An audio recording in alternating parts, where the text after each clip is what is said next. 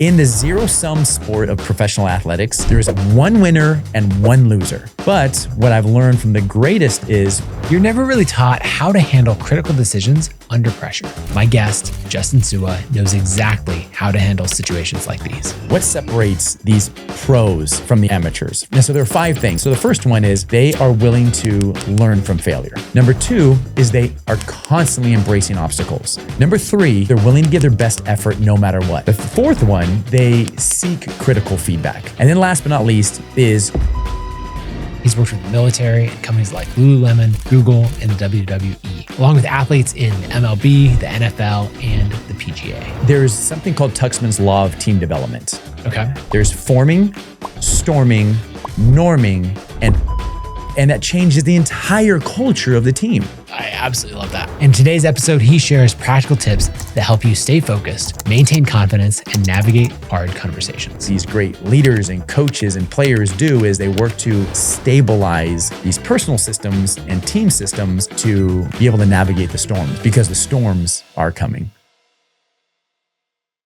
Justin, welcome to the show. I'm so happy to be here. All right, so you are in some of the highest performance environments ever. You have both a front row seat and you're trying to help and coach these teams and coaches and build them up so that they can tackle these incredibly difficult times. I want to start with, what's the time where you showed up to one of these environments and you're like, oh wait, do I belong here? Oh my goodness. I feel like I've had those experiences a lot. But I'll never forget one in particular. Before I started working with professional athletes in professional sports, I was working with the US Army. And there was a unit in particular I was tasked to be their performance enhancement specialist around performance psychology, focus, emotional control. And I was supposed to teach them sessions about once a week and tools on how to do that. But their commander, the captain, would not let me near the soldiers. And I just thought to myself, oh, okay, just timing's not right or whatever. Then as 1 month passed, 2 months passed, I realized, oh, this guy doesn't want me to even speak to them. So I go to his office and I said, hey, Captain, is there a way I can speak to the soldiers? And he goes, I would never let you speak to the soldiers. And I said, why is that? He goes, this is the Army. We don't need fluffy positivity, smiles on your face kind of lessons you teach. And there's no way I'm going to let you teach them. And I asked him, I said, what do you think I do? He goes, that's exactly what you do. I said, that's not what I do. He goes, then what do you do? I said, well, do you have 5 minutes? He goes, yes. I said, okay, how long have you been a leader in the military? He goes, 20 years. Talked about all of his deployments and everything he's accomplished. And I said, okay, what do you stink at as a leader?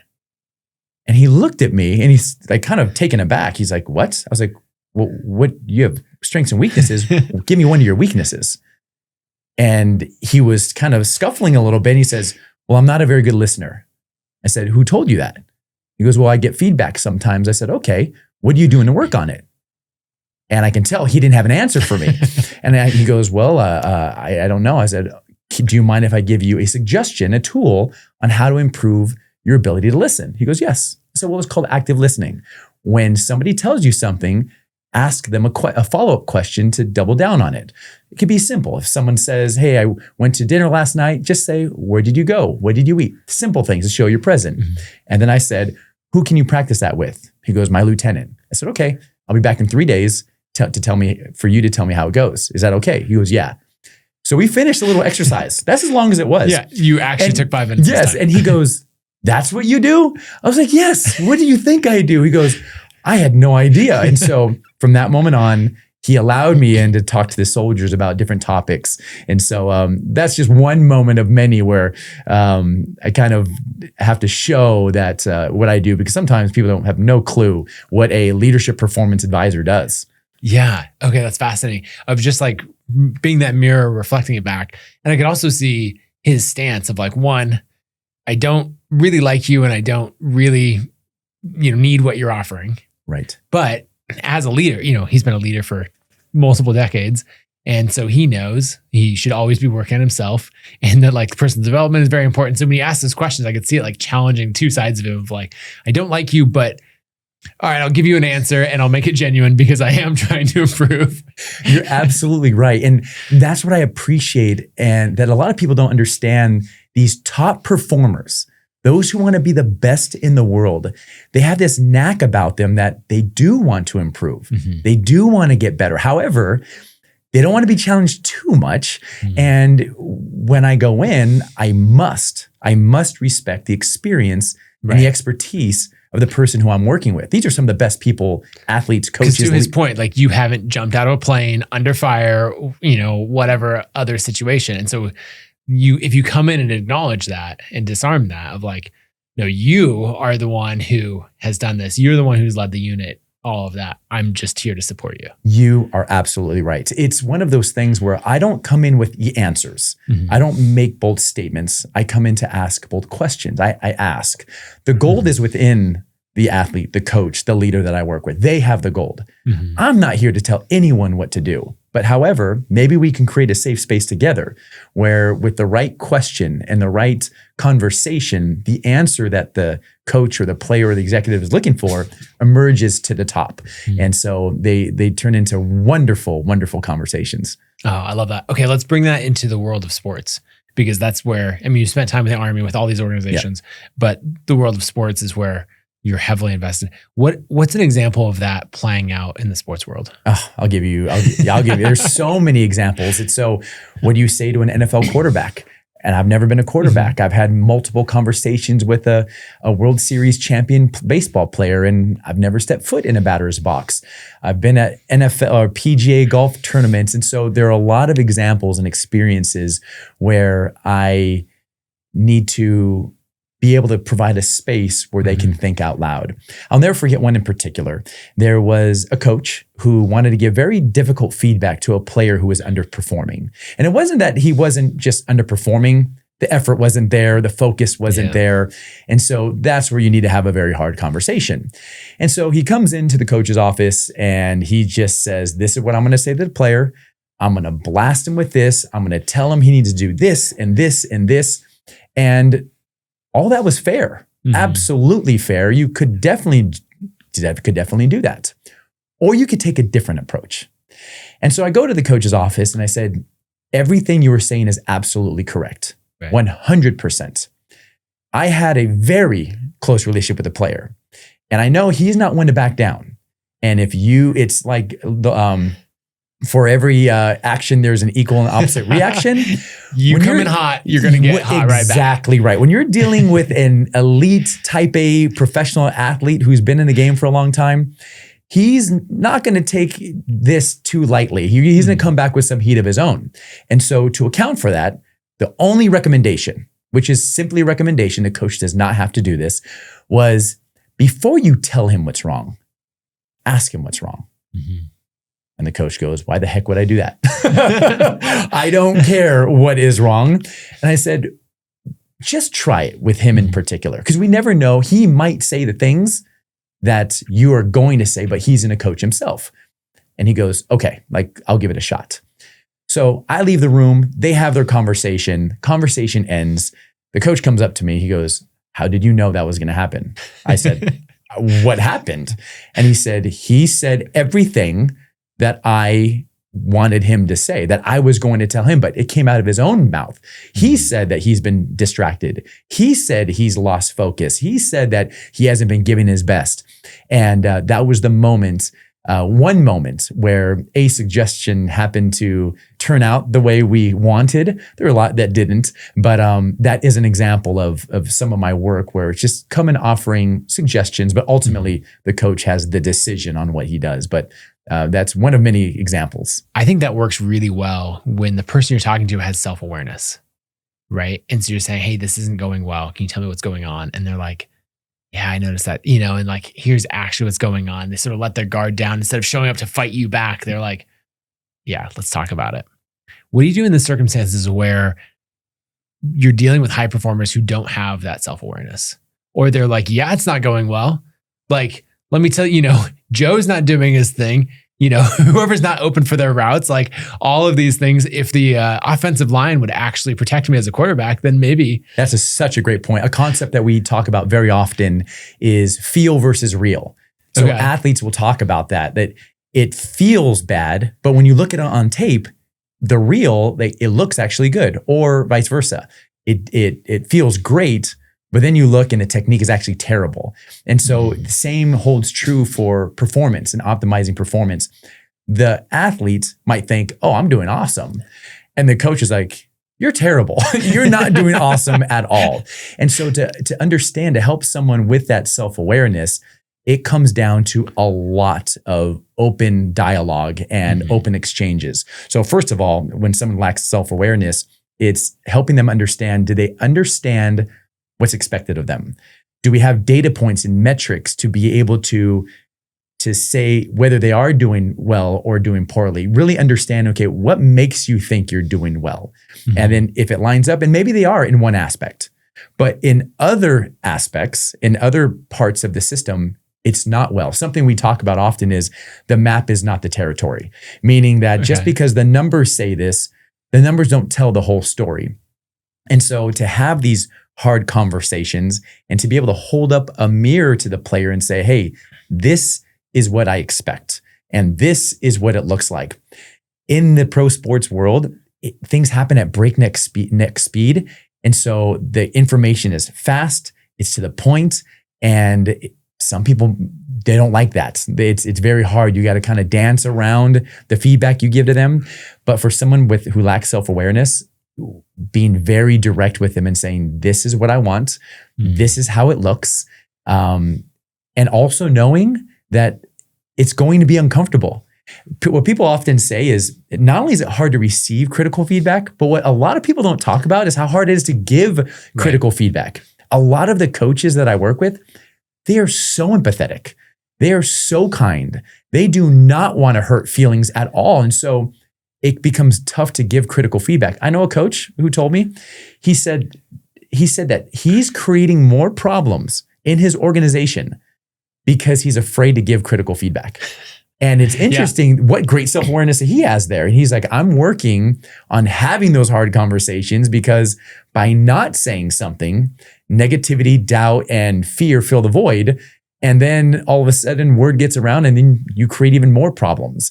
And so I think as much clarity as you as a leader or the coach or whoever is giving that advice, as much as you can have is the best, knowing that some emotions might arise. It might get a little spiky, but as long as they can see that it's coming from a good place. Well, I could see that example of someone saying like, what are you talking about? It's going really well. Or I'm doing my part. What about everyone else? Right. I'm curious how this would land for you. My tendency would be to say like, great, let's dive in. Let's get specific. What is going really well? And then, in the sports world, maybe we're at like passing, like completion ratio, all these things, right? The metrics that we're tracking. And then you start to go, okay, great. And what about like leadership on the team? What about how you're developing the younger players? What about, you get into all of the categories, like, oh, I'm doing this great. Okay, so maybe that's one thing that I'm not, and like even going to a whiteboard and saying like, let's make the whole matrix of what does it look like to be great in this role and just talk through it and really celebrate. Like, yes, that is, you and I agree, that part is going really, really well. And like map out the whole picture. Is that helpful? What I love that you said is you're acknowledging that it's a system. It's an entire system. And in pro sports, what we talk about is things that are necessary, but not sufficient. Hard work is necessary, but it's not sufficient. Focus is necessary. Yes, you need to be focused to win, to be great, but it's not sufficient. You have to be gritty and have resilience. That is necessary to the ebbs and flows of winning and losing, but it's not sufficient. You need to be prepared. And so there are things that we're doing well at and things that we're not doing well at. And the one thing that these athletes and these coaches know is because we're all complex, adaptive human systems, we're going to have holes in the boat sometimes. We're going to go through storms. We're going to have peaks and valleys. We're going to have moments where we're going to try our best and play terribly. Doesn't mean you're a terrible person. We're giving our best. We're going to coach you up. Doesn't mean you're a bad human being. Just tighten up. Let's get better. Let's work on it. And as we do optimize this part, and let's do small. Let's not try to optimize everything. Let's get better in this little thing and measure it. Okay, let's get better in this little thing and measure it. And it's this constant ebb and flow. And I love what you're saying. It's highlighting the good and then being able to focus on the inefficiencies and not just to tell a player, oh, you stink at this, but we also have a plan on how you can get better. I think that is a huge piece of it as well. Yeah, as we talk through it, I'm keep thinking of parallels to, building my organization of scaling Kit to 100 people. And we have substantially changed the performance expectations of the team. And as a result of that, probably exited more than 25 people and, hired replacements in the last 18 months. And that's been a lot to go through. And I'm looking at all of the times that we didn't have a shared scorecard of what success looks like. And sometimes people knew like, this isn't working. And we're like, yeah, it's not working. And like, let's part ways. Other times it was very, very difficult because they're like, what are you talking about? Within what's in my control or whatever else, like this is going great. And there's a huge disconnect. And those are the times that it goes poorly for everyone. And like, as a leader, that's on me. But like not having that shared understanding and that shared scorecard results in this mismatch every time. There's something called Tuckman's law of team development. Okay. And I'm going to simplify it and take out an entire phase for the sake of this example. But there's forming, storming, norming, and performing. And every team has that, they go through the phases. And what's interesting about this is the critical piece is the storming phase. The forming phase is when you hire someone or fire someone. Anytime you add a new person to the system, it alters the system. Like what you're describing, we'll have rosters that are completely changed. And that changes the entire culture of the team. 1 year, it's the rebuild year with a whole bunch of young rookies and it's player development. Literally the next year, it's win the championship from 1 year to the next. And so the messaging needs to be different. The systems need to be different. And so the head coaches deal with that all the time.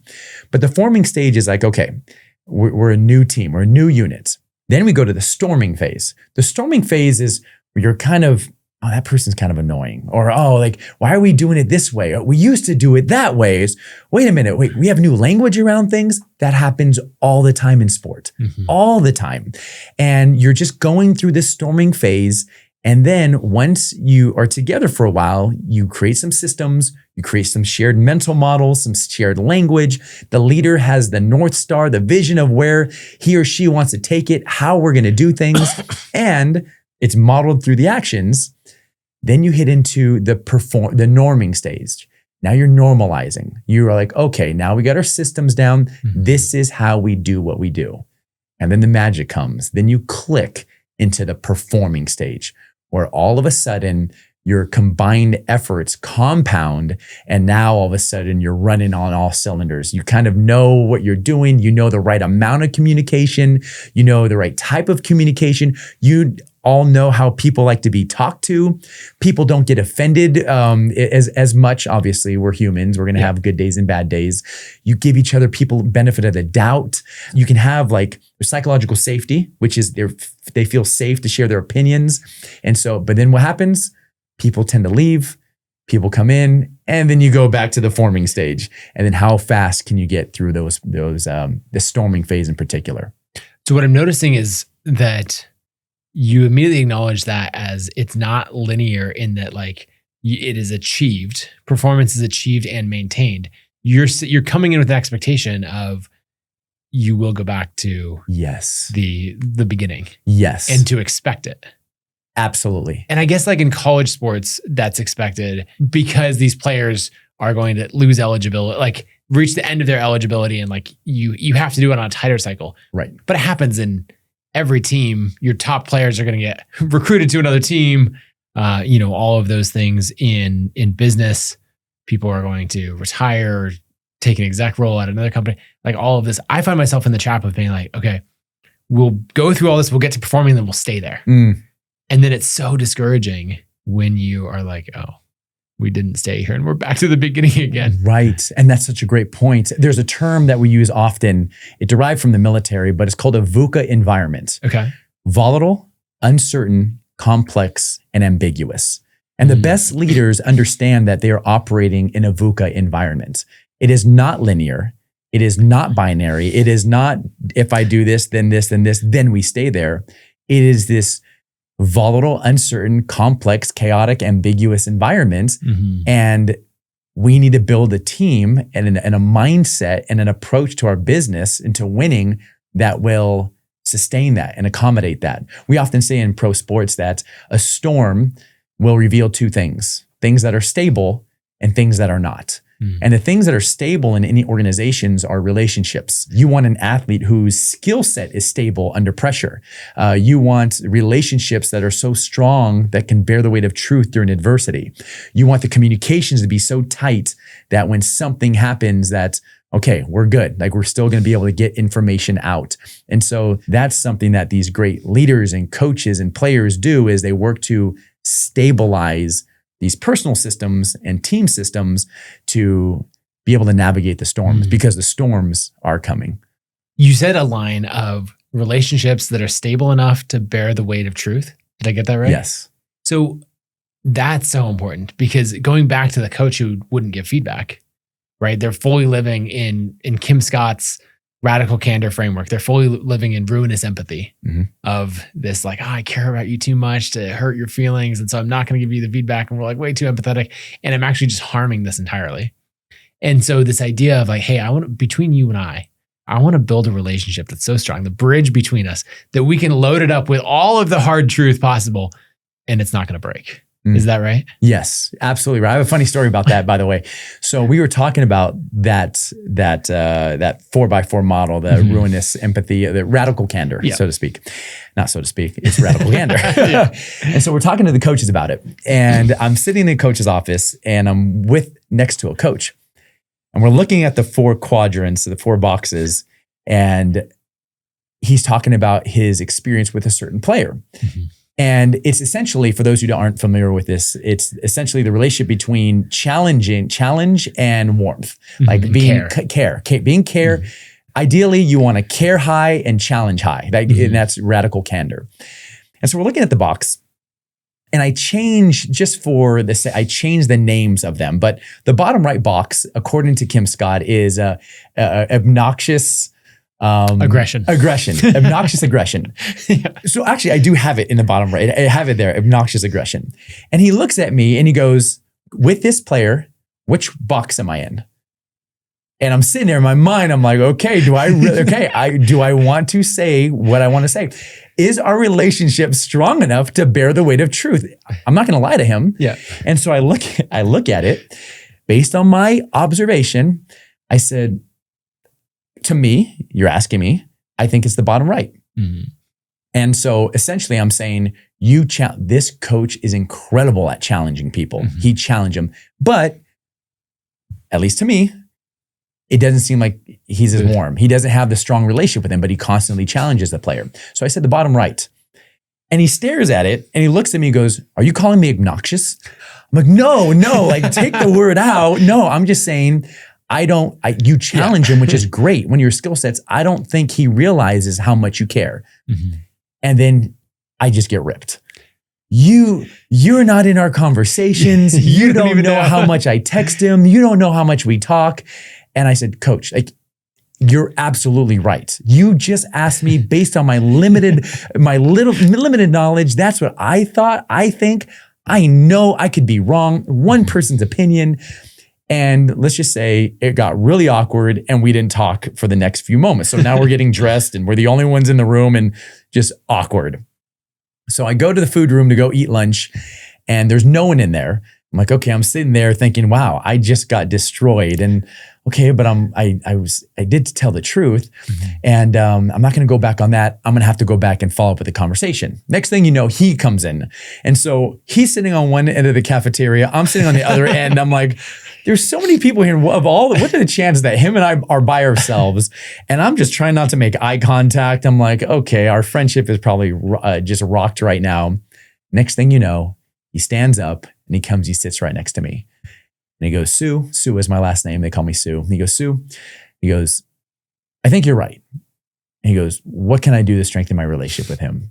And then we had this amazing conversation. And so that's just a little, like, we talk about radical candor often. And I just think it is very important to build those strong connections that can bear the weight of truth. I love that. Yeah. And just thinking about all of the relationships that you have and which ones, if you imagine a bridge between you and every person in your organization, which ones can you put this huge weight of truth on and they would, stay totally strong it might, the person might get angry, walk away, and then come back an hour later or a day later and be like, okay, thank you.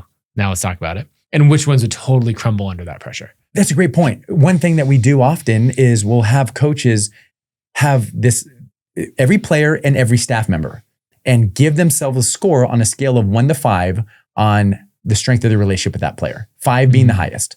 Just doing that exercise and looking and saying, oh, wow, I actually don't have a strong relationship with this person at all, or this person. And then the goal is do something this week to take that, just to bump that number up just by a percentage. We're not trying to go from 1 to 5 in a single move. That's going to come off so weird. Exactly right. Even if it's something so small, you don't have to do it all the time, but as long as you're aware, like, oh, okay, maybe what can I do to build a relationship with this person? Now, I will say, you have some coaches who have 56 players and 26 staff. And that's where you'll look at Pareto's effect, the Pareto principle, where 20% get 80% of the results. Just who are the most important relationships? Not that anyone's less important, but the ones that you really need to be close in order to run the organization. We talk about that often. Yeah, that's what I was thinking about with, I run a 98 person organization. And so thinking about, I would still do that across, since you're talking about it, across the entire company, but then really look at, okay, what can I do at scale? Yes. Across, and that might be the all team presentations that I do, these other things, but then also what are the relationships that are the leverage points that I need to invest in? Right. That's great. That's a great point. Let's go to mindset, because something that a lot of creators, I see them struggle with, is they've had a level of success on a public stage, and now they're expected to keep performing. It might be the author who has come out with a book that did 10 times better than was ever expected. And they're like, how do I publish another thing after this that I know will be worse? Or it could be, I don't know, the YouTuber who has built an amazing channel and all of that. And now they've built their business to the point where it's millions in revenue and they have a team depending on them. And they're like, oh man, if I don't keep showing up and performing in front of the camera and in front of hundreds of thousands or millions of people, like not only do I fail publicly, but like I'm not going to be able to continue to employ my team. And then there's so many more things like this of the career pivots that people want to make and all of that. And I think there's a lot of parallels between that world and athletes. Until you just described that, you are literally describing a professional athlete. I never thought made that correlation and connection before. You're absolutely right. These athletes are only as good as their last game. And you'll see athletes have a banner year one season. And now it's like, we talk about the stress that comes with failure. There's stress that comes with success. Yeah. And the stress of, okay, there's the bar now. There's the standard now. Now you have to keep performing. You're going to win the Super Bowl 2 years in a row, exactly right? Right. We were so happy about winning it. Exactly right. And then the media will just destroy these athletes and these coaches giving their best, and they're having a bad year. Or we'll have some athletes who are just also say like, I don't know if I want to keep doing this. I don't know if I can keep doing this. And there's a lot of that they go through. So you're describing it perfectly. And so one thing that I've learned that these athletes do, I often get asked the question is, what separates these pros from the amateurs, from the elite, the best in the world from everybody else? And I think it relates to that question that you just asked. And so there are 5 things, and this comes from Stanford, Carol Dweck, the growth mindset and implicit theories, personality, but there are 5 of them. So the first one is these pros, these pro athletes, they are willing to learn from failure. They are unbelievably great at it because it happens all the time. They're competing against the best in the world. And what's fascinating is they dominate a little league, dominate high school, dominate college. And a lot of times the first time they failed is in the NBA, in the NFL. And they have to learn how to deal with failure. And so I'd imagine a creator, sometimes like you might be stacking wins early on, and then all of a sudden that video doesn't pop, or all of a sudden that article doesn't get the hit, or whatever it may be. That's very similar to these athletes. But then they ask themselves, okay, what can I learn from this? How can I get better from this? Number 2 is they are constantly embracing obstacles. Athletes don't ask, what's the easiest way I can do to get an A? Like these elite performers, they're willing to embrace the boredom of consistency. Literally, they're willing to do what it takes to be the best in the world, because they know if I'm willing to pay the price, excellence comes at a cost. and I'm willing to pay the price of what it costs. And they're always thinking, they're not looking for greener grass. They're looking for harder obstacles to climb. What's an example of that comes to mind? I'll give you a perfect example. I'm with a baseball team with the Tampa Bay Rays. And this is the year we end up making it to the World Series. Plot, like, spoiler alert, we lose to the Dodgers in the 2020 World Series. But I'll never forget, we had one of our star players go into the batting cages. And usually in batting cages, in the cage, you want coaches to throw lollipops up there so you just hammer the ball. And what he does is he ramped up the machine to 100 and something plus miles an hour. He made his practice as hard as he possibly could so that the game would actually be easier. Now, mind you, a lot of people gathered around the cages to watch him practice, and he failed. He did terribly, but he was willing to look like a fool. He was willing to be cringy. He was willing to just fail over and over and over again to do the hard thing so that he can be successful out on the field. And so that's just a little example. So they're willing to ship it and to do things even if they look dumb, even if it looks like, oh, I'm going to get made fun of. They're willing to try these different things. So they're willing to embrace the hard thing. Number 3 goes along with what you said, is they're willing to give their best effort no matter what, knowing that their best effort is going to look different from day to day. So if they have 70% in the tank, they focus on the 70 they have and not the 30% that they don't have. And we've ever played board games against somebody who's losing by a lot and they quit on you, or you're playing video games. Those are people who take their foot off the gas pedal when they're losing by a lot. The best in the world, they give their best, even if the writing on the wall is like, oh, I'm not going to hit my goals. They still give their best. They give their best when they're winning by a lot. And so that's another thing. When you wake up, I don't have a lot today. Just give the best of what you have that day. The 4th one is they seek critical feedback. They don't just ask for it, they seek for it. I'm with a football team and I'm watching the receivers do a drill. And the coach is telling them, hey, great job. Awesome. Wonderful. He just giving these little cues of congratulatory cues. And one of the players takes his helmet off. He's an NFL player. He was one of the best in the game at the time. This was about 4 or 5 years ago. And he says, are you gonna do your job or what? And he's like, what are you talking about? He's like, are you gonna do your job? Are you gonna coach us or what? He's like, what are you talking about? He goes, you're just telling us what we're doing good. Help us get better. And he's like, okay. Player puts his helmet back on. And then the coach is like, hey, put your hands up. Hey, we need better feet there. And the players are like, yes, that's what we want. I think if you want to get great at your craft is who can shine a light on your blind spots.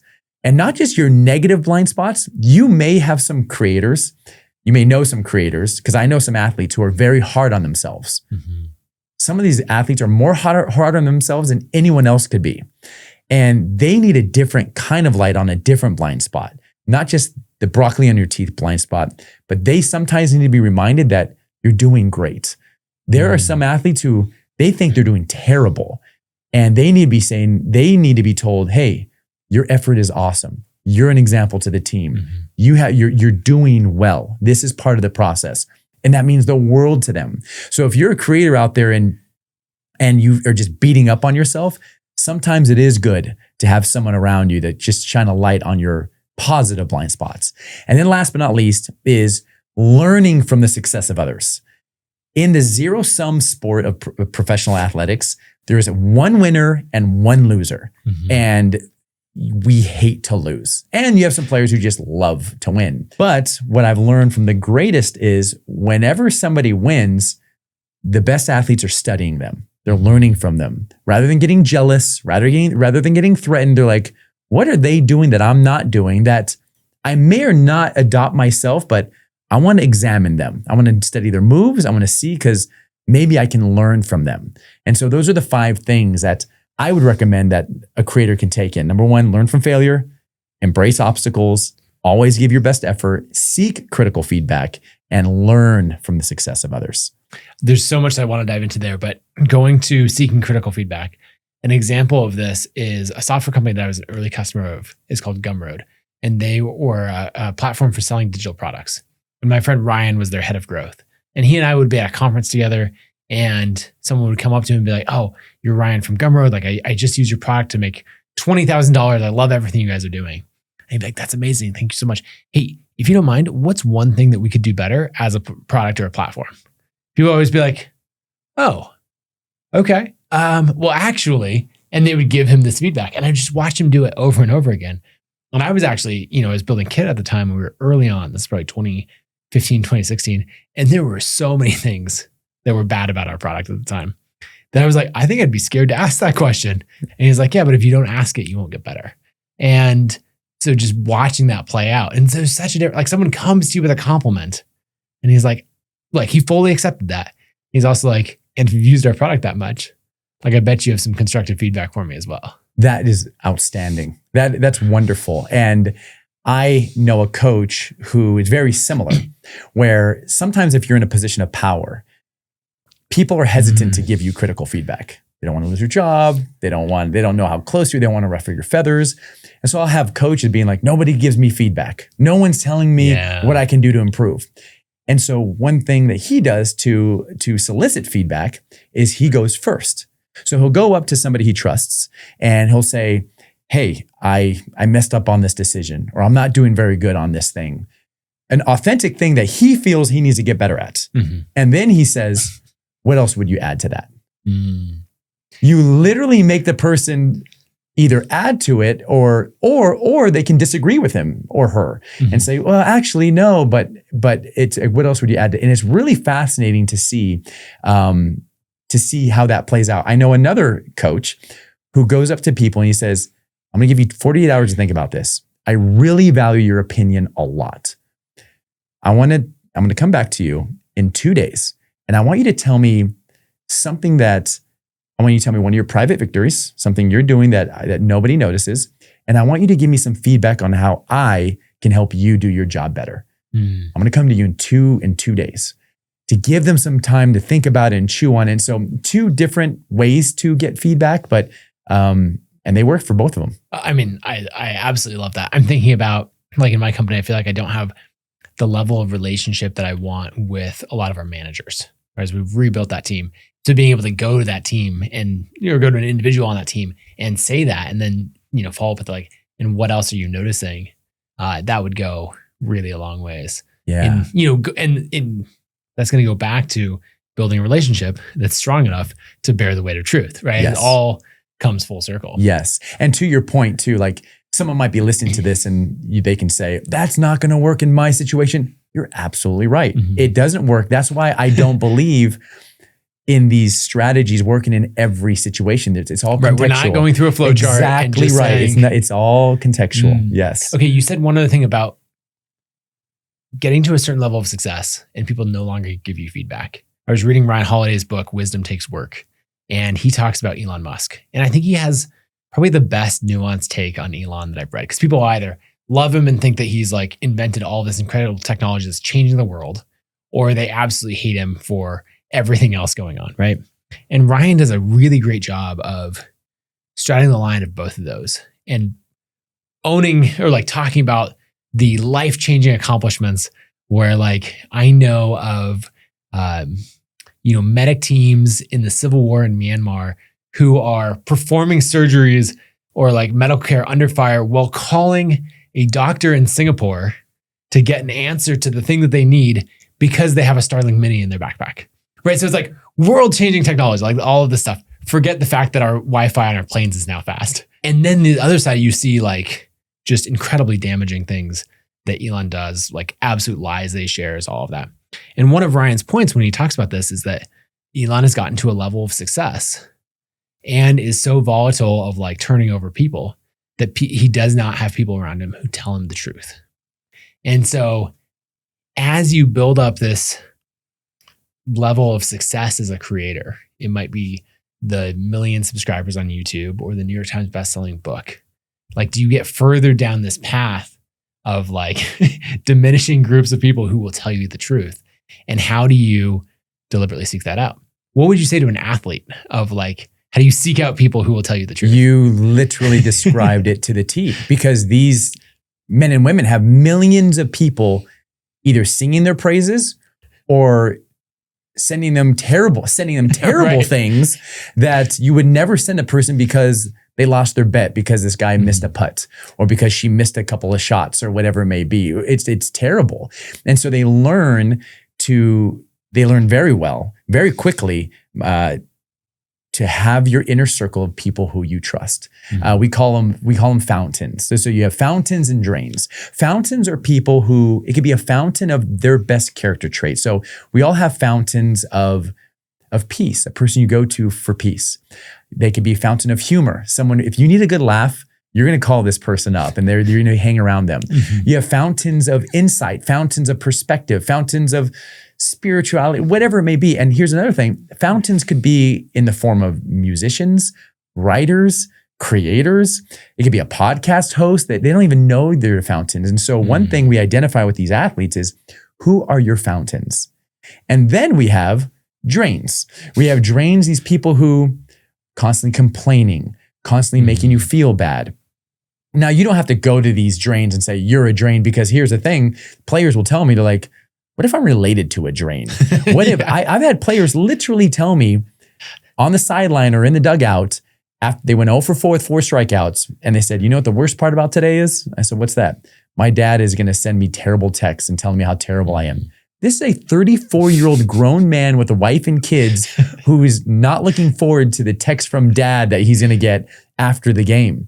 Obviously, he's not going to say, Dad, you're a drain for me, but he now learns to lean into his fountain, who happens to be his wife at the moment, and he'll get to his dad's text later.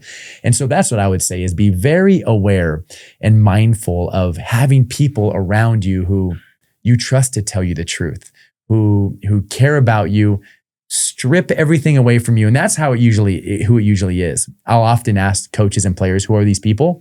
And it's the family members or the people who do not care that they're a celebrity. They don't care that they have millions. They don't care that they're a professional athlete. You can take everything away and these people still be there for them.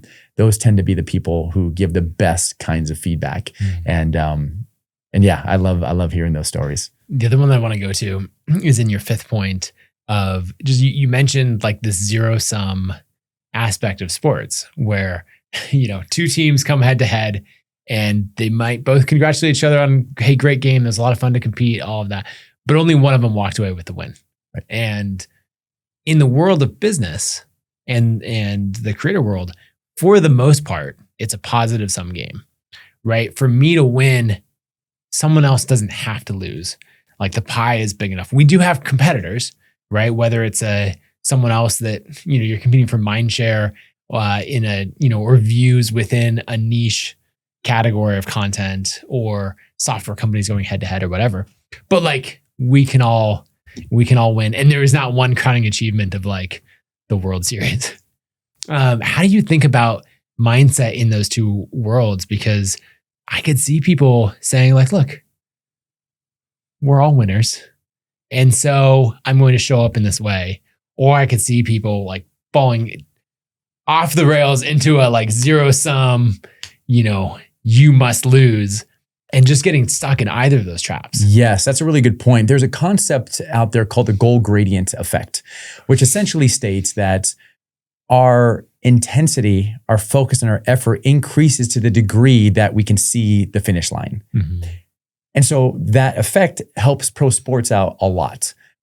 Obviously, the best example is running. Like if you think about running a mile, you're running a mile. When you see you're about to finish, you get 100 feet closer, 90 feet closer, 80 feet closer. You tend to, quote unquote, sprint through the finish line. That's what we tend to do. And same thing happens in zero sum games. Like when you see a finish line, you tend to give enhanced effort. My recommendation is I would take and use that mental model to create some finish lines or goalposts for people. That's just how to enhance motivation, enhance focus. You're just kind of leveraging that principle. And so if I'm a content creator, or if I'm somebody, understanding which race is the best one, the sweet spot for our team. So some people are better, they like to run marathons. Some people like to run 800 meters. Some people like to 400. Are you 200 or are you a sprinter? And so you can do that as a company or even individually. And so there are presidents on the team, they're thinking their time horizons are years, 5 years, 10 years in some cases. Coaches' time horizons are more like month to month. A player only cares about this very moment right here. And so it's understanding what are the time horizons people are working with and operating under, and then building systems and routines around it. What I love about sports, the cyclical nature of sport is baked into the environment. You have a preseason, you have an off season. If it's football, Sunday is tell the truth. You have a game on Sunday, every Sunday, unless it's Monday Night Football or Thursday. Every Sunday, tell the truth Monday, Tuesday off, Wednesday install, Thursday third down, Friday travel, and every day has its moment. And so players know how to prepare for the crown jewel, the game, and then the season and so forth. In the creator world, I would recommend what are your goalposts, and then creating some kind of cyclical nature for yourself, for your mind to be able to wrap its head around a goal, peacetime and wartime, so to speak. And okay, we're working towards this, and this is the goal.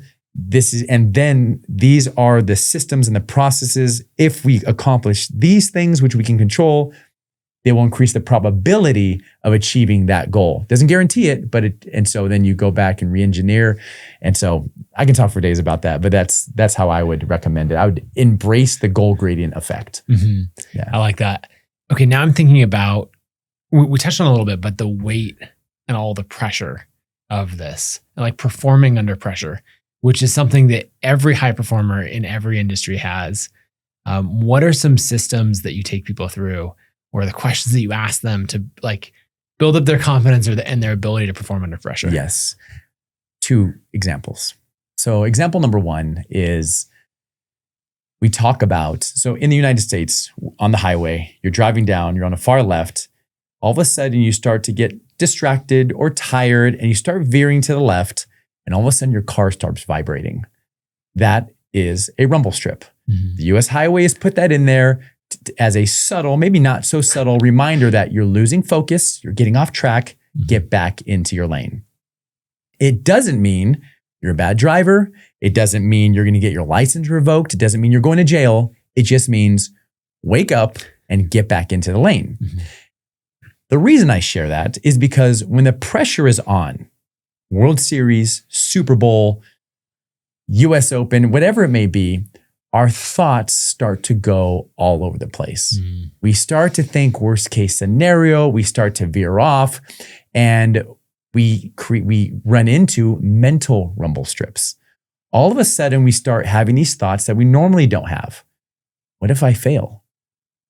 And we start to spiral. What if that means we don't make money? It's going to affect my family. It's going to affect my career. And then all of a sudden, we just end up in the ditch somewhere, like those old commercials that just kind of spiral. And so what we do is we lean into them. And so I'll hand a player a sheet of paper, and we will literally write down his or her rumble strip thoughts. And I will literally say, put it all down. Any thoughts, negative thoughts you have, literally write it on the sheet so you can look at your thoughts instead of through your thoughts. And I've had athletes literally look at the words that they say to themselves, irrational, the words that ineffective, unproductive, and they'll laugh. And they'll say, I can't believe I'm saying this to myself. It's like, okay, now that we know it, okay, there they are. Then step number 2, these thoughts doesn't mean that you're mentally weak. It doesn't mean that you lack confidence. All it means is that you're losing focus. You're allowing your attention to drift to things that are ineffective. Get back in the lane. Step number 2 is to create an anchor. Their anchors are productive thoughts. Some players, it's a word, it's a trigger phrase. It's a music. Some players, it's a breath. And once they have their mental rumble strip, all they do is, oh, I'm losing focus. Let me redirect on where I want to put my mind. And now here's a cool thing. Now they're not afraid of these negative thoughts. Now they're not afraid of these unproductive thoughts. The things that you resist persist. They used to try to push these thoughts down. Don't think like that. Don't think like that. Now they're like, oh, it's just a rumble strip thought. Doesn't mean I'm mentally weak. It's a signal that I'm losing focus. Let me bring my focus to my anchor. So that's number one. Mm-hmm. The second one takes place in the World Series, 2020 World Series. I'm walking around the outfield, checking in with players, and I come to this one player. I said, "How you doing, buddy?" And he goes, "Not very good." And in my mind, I'm thinking, what do you mean not very good? This is the World Series. This player in particular had a great season, one of our best players, but he's not doing very good. I said, "What's up?" And he said, "What if I suck? What if I ruin it for the team? Mm-hmm. What if I take my entire season, which was great, and I throw it all down the drain here at the World Series in front for the world to see?" And I said, "Ooh, yeah, that would stink." And I said, "It's possible. That can happen." And he starts laughing. He's like, "Are you allowed to tell me that?" I'm like, "No, I'm a real, like, probability wise, like, it could happen. It could happen." I said, "But what about this? What if you're the MVP? What if you are so good that now you're on the cover of MLB The Show next year and you dominate, and now you can get $100 million, multi-million-dollar contract as a result of this?" And he goes, "I see what you did." I said, "What are you talking about?" And then he says what we always talk about. If you want better answers, ask better questions. And so step number 2, what I would recommend for anyone feeling pressure is to ask yourself more effective questions. Instead of asking yourself the question is, "Oh no, what's going to happen? How am I going to do this?" A better question is, okay, what systems do I need to put in place during this pressure? What can I do to make sure I'm getting enough rest and sleep and take care of my body for this? Who are the people in my life that I need to stay close to during this time? Who do I need to communicate with? Now, all of a sudden, your brain is not in fight or flight mode, the amygdala effect, bottom up. Now you're activating the prefrontal cortex and you're in decision-making mode. Now your brain is answering better questions, which will give you better answers to help you feel like you're in the driver's seat, to focus on what you can control. So those are the 2 things that I would recommend if someone is stressed out there. There are so many other things. There's so many other things, but those are the first 2 that popped into my mind. Okay, one of the last things I want to go to is this idea of communication and what to say to the team in the right times. Like, something that I know that you do is you help these coaches understand the moment that they have in front of them, the opportunity, and how to, like, what are they going to get up in front of the team and share as a speech and all of that. And I think anyone who has a team is in that position where they're realizing, like, oh, everyone is looking to me for how do we lead through this moment, whether it's at a team retreat or a conference presentation or even just like a Loom video that you record and send out to the team. Like, that communication matters and your words matter. And, like, again, you could either say the right thing that's going to catch people in a certain way and rally the whole team, or you could say the wrong thing and alienate a bunch of people. And, like, how do you think about crafting those messages? What I love about what you asked is it reminds me of a story. Again, it could be an apocryphal story. I don't know if it's real or not, but it's a great analogy or illustration. There's a CEO of a company, and he brings out this cake, and he brings out this beautiful knife, and he cuts the cake, puts it on a beautiful glass dish with a beautiful cloth napkin, and he asks anyone who would like this. All the hands go up. He hands it to somebody right there in the front row, and he goes, "Does anybody else want a piece?" All the hands goes up, and he sees somebody over there. He reaches into the cake, grabs a handful of cake, and splats it all over his suit. And then he hits them with a message. It doesn't matter what you sell, it's how you sell it. And that's exactly what you're saying. A lot of times we have the best intentions and we think, okay, it's the cake. It doesn't matter how it's delivered. Right. No, it really does matter. And in my world, I'll hear it all the time where a player will watch a press conference from a coach. And then I primarily, 98% of my athletes are male. He or she will get some type of way. Why did the coach say that? What do they mean here? What do they mean there? I've seen a coach deliver a message, a beautiful message, a well-intentioned message. It wasn't received well. It just wasn't received by a certain group, and that group let the rest know. And then what turned into a beautiful, wonderful, uniting message actually created tumult and adversity. Now he or she has to come back and explain themselves. So I will say, number one, really understand the context, deeply understand the context of your situation. I had a president of an NFL football team call recently. and their team was going through some tough times. And we crafted a message that you don't want to undermine the players, you don't want to undermine the coach. So it was a very universal message that was very simple. Now, but you might think it's universal, but people still might get offended by it sometimes. I will say this. Here is a key. So I spoke to one of the key leaders of TED Talks. And he was somebody who studied the virality of a TED Talk, what makes them go. And he looked at the analytics. He ran a qualitative analysis on it, and he gave me some key character traits of powerful messages. He goes, the speaker needs these things in order for a message to land universally. Number one, it has to be perceived as being authentic. Like people can smell a fraud. Number two, you have to be vulnerable. Like they want to see a sense of vulnerability. Again, there's context and nuance to that, and there's nuance to that. And number one is openness, being open and not looking like, okay, what are you holding back? Again, and then the next one is a sense of transparency and then passion behind what you're saying. And he says that the best talks, the best messages have elements of all of those that you have.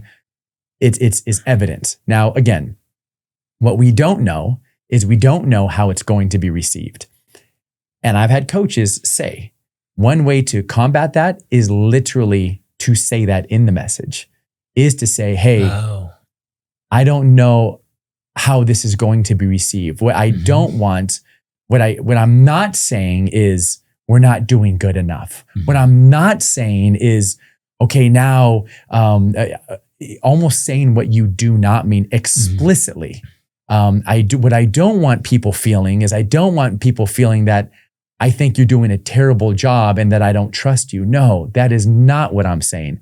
What we are saying is, hey, let's focus on this and take what we're doing to the next level. And you're doing awesome. Now let's go from good to great. And I'm just making something up on the spot. And so a lot of coaches are becoming very overt now with adding a little element of, this is what I'm not saying as well, just to quell just in case some people who might not understand the message, what they are saying, because they're focused on what they're not saying instead of what they are saying. Well, those elements of the vulnerability and then some like extreme ownership. Like, right, if you're delivering a hard message, the more you say like, this is on me, the more people in your organization will rise and be like, well, it's not all on you. It's actually partially. But if you're like, this is on you, they're like, oh yeah, like, let's fight about it. That's a great point. One of the things where I get really nervous about, what I struggle with, is when I go into rooms that I have no business being in. Like, I've never done what they do. Right. I'll give you a very specific example. I went to a special operations unit last season and we were talking about feedback. I was terrified. It was the most intimidating group I've ever spoken to, because these are a group of Rambos. Like, literally, the missions they've done are historic missions that we all in the world know about. And the men were in this room who were part of that unit.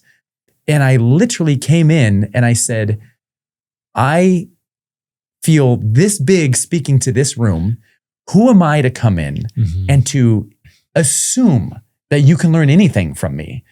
I respect your experience. I respect your expertise. There are people in this room who can literally speak on this topic way better than me. I acknowledge that. My hope is that we can create an environment where we can learn together. And that's how I kicked it off. Somebody came up to me afterwards, and that's essentially how I kick off any speech that I give to these high-performing rooms. Somebody came up to me after that meeting and he said, I was out on you coming in. Like, I did not want a civilian coming in to tell us how to do our job. We're the best in the world. And he said, but the way you opened up, I almost felt bad for you. He goes, I know you've done it, but he's like, oh my goodness, how can we help this guy? Right. And how can we, now I want to participate and share. And again, it's authentic and real because I have not done that. And so that's something where it's like, okay, to model some vulnerability, because I've been in rooms early in my career where I'm like, okay, I've done this. Mm-hmm. And they threw me out of there so fast. Like, get out of here. Well, it's like in 8 Mile with Eminem, right? Let me just say anything you'd say to make fun of me or to diss on me. I'm going to say it first. And it's like, what ammunition do you have now? Exactly right. But I love that, even like that's the extreme example, right? Where you're going into a hostile environment or something else. But going back to that messaging to the team, to the media, to whoever, of just saying like, look, I don't know how this is going to be received, but I want you to know my intention. And I want you to know very clearly, I'm not saying you're underperforming or it's a lack of effort, right? Or that sort of thing, and then so I'm not saying these things. And what I am saying is this. And everyone who's like, wants to go, yeah, and you specifically said you're not saying, I may not believe you, but I can't attack you for it. And I can't like hold that over you because you specifically said, I'm not saying that. That's such a great point. You're essentially starting off with conveying. You're trying to help them understand that if you can somehow get them to nod in the beginning, like, okay, he understands us. Mm-hmm. People want to know that they're being understood, or at least you're trying to understand them. And so if you can say, hey, we're in a difficult situation. You're working extremely hard. We are working our tails off and we're not getting the results that we want. There's a lot of new situations, things happening at home, things happening in your department, things happening on the team that are outside of our comfort level and control. It's incredibly hard. All of a sudden, they're like, okay, he gets us. Yes. Mm-hmm. It's like, yes. And here's some thoughts. That's all valid. That is all. And so coaches are constantly doing that. It's very difficult to address a team when in an NFL, when you've lost 6, 7, 8, 9, 10 games in a row. Like, what else can you possibly say? You lead with empathy and conveying that, hey, I get this is hard. You're not going to want to hear me come up here and speak to you. I recently spoke to a team, a group, and I told them, I was like, you've never seen me before. You don't know who I am. You're probably thinking, who is this guy coming in, trying to talk to us, trying to motivate us? Guys, I'm not a motivational speaker. I'm not a rah-rah guy. Here's a story that you might like. Mm-hmm. And I opened up with that. And the players came up afterward. They're like, thanks for saying that. Yeah, because we were like, why are we bringing in some motivational speaker to speak to us? We don't need that. He's never been in my shoes. Exactly right. Exactly right. Okay, 2 things that I want to end on. First is actually a big topic, but it's how do you reinvent yourself? As a top performer, you get to these phases where maybe it's transitioning teams, maybe it's you're launching a new career, maybe you're retiring, all of these things, right? Like, how do you think about reinventing yourself? Yes, I think that is something that's constantly just kind of baked into the system in pro sports.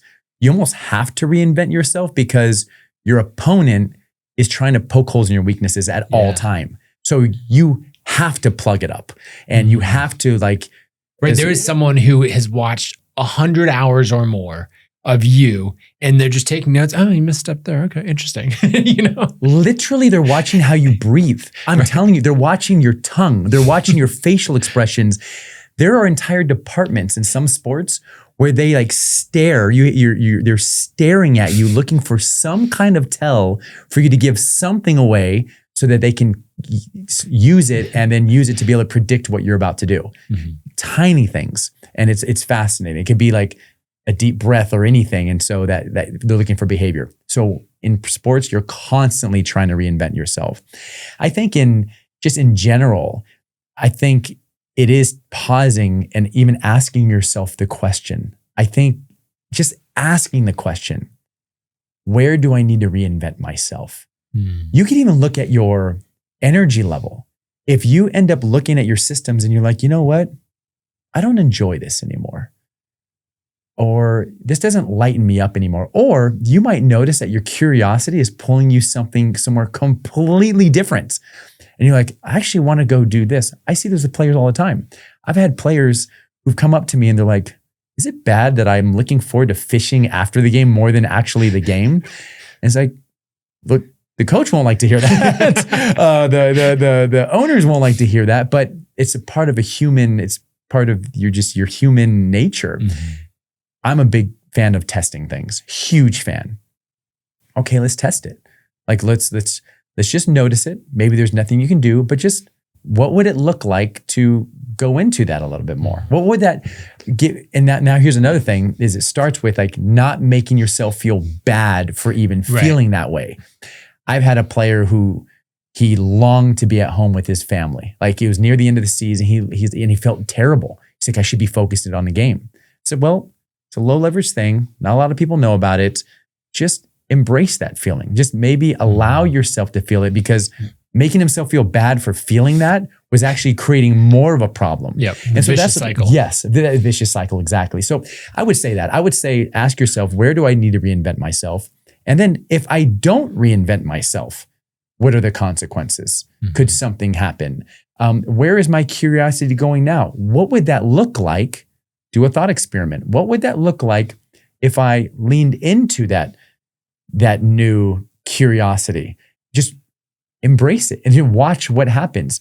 It might take a little bit more time. It might take a little more energy, but does it liven you up? Does it make you feel more alive? Okay. Now, do you have any decisions that you need to make now? Now, if all of a sudden you're between a rock and a hard place, where do you need to kind of pull back on other parts?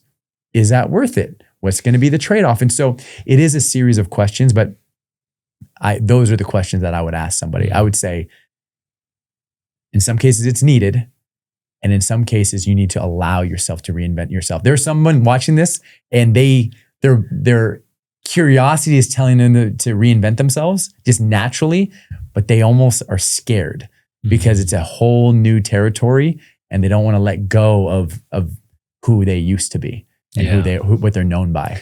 And then seeking out that feedback is going to be so important for all of that. Absolutely. Okay, the last topic. You're the guy who's behind the scenes.